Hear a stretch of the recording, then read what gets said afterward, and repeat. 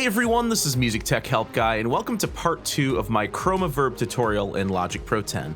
In the last video, we took a look at all of the different reverb types and talked about the visualizer. In this video, I want to go over some of the reverb controls in CHROMAVERB. So CHROMAVERB has two main views. There's main and details. Let's start with the main window in this video. Here you see a damping EQ. This dampens the reflections of the wet signal, not the dry signal. So if you want a brighter reverb, you can pull up your high shelf here, or if you want it darker, you can pull it down.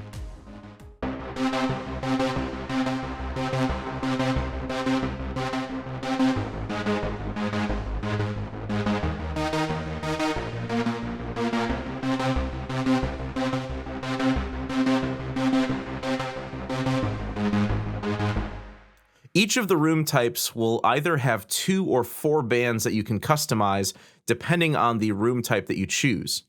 In addition to adjusting the EQ up here, you can control the frequency, ratio, and Q of each band. Ratio acts kind of like gain in a typical EQ, but it actually controls the reflection delay timing. It's not just a simple gain or attenuation control. And Q adjusts the bandwidth of the bands and the resonance and slope of the shelves. Down here we have some additional controls. On the right we have our dry and wet sliders.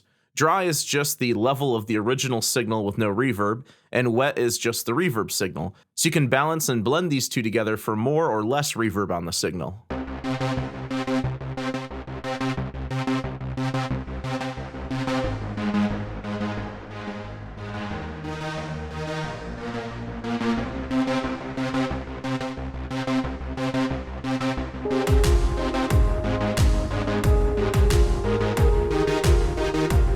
Attack sets the attack phase of the reverb.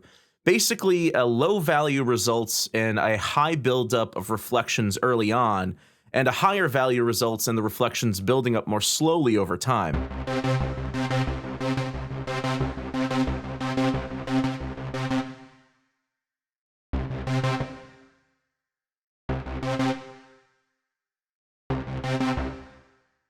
The size knob determines the size of the room. Lower values emulate smaller room dimensions, and higher values emulate larger dimensions.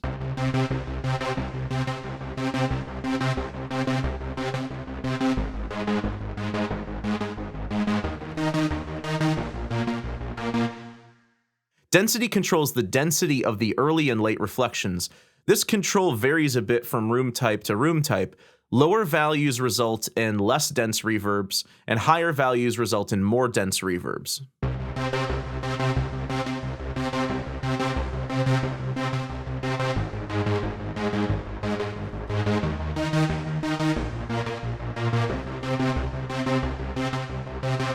The pre-delay controls the time between the start of the original dry signal and the arrival of the first early reflections. Typically, as you increase the pre-delay, this also enhances the perceived size of the room, but pulling it up too much results in a noticeable echo.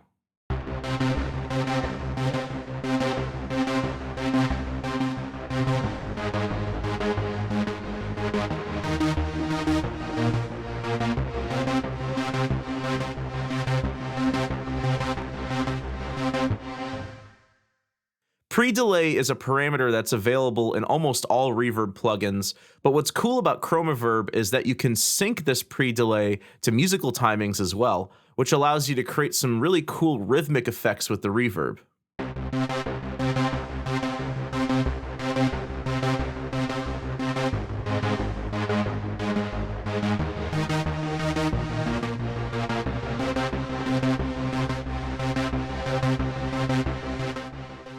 Decay is the decay time for the reverb tail. As you increase the decay, the reverb will linger for longer, kind of like a feedback control in a delay plugin.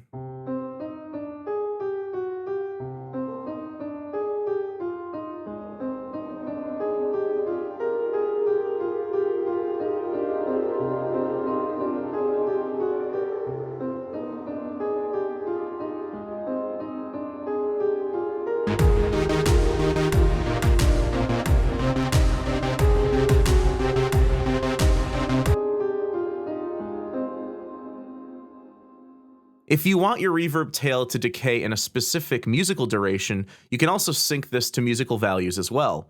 And you can also freeze the reverb, which recirculates the sound indefinitely. I find this really useful for creating new sounds and samples as source material to load into sampler instruments. Or you can trigger it with a mouse click or automation to create additional ambience on each new chord change.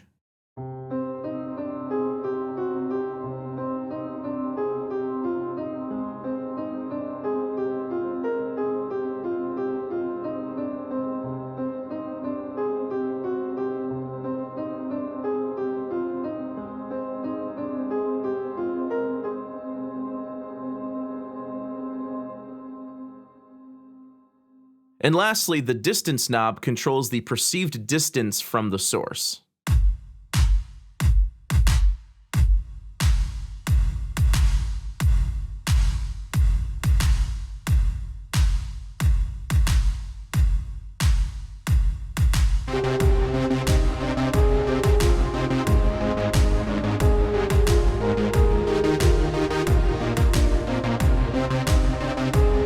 Alright, so that wraps up all of the controls in the main window. In the next video, I'll cover all of the controls in the details view. I hope you enjoyed this video, and thanks for watching.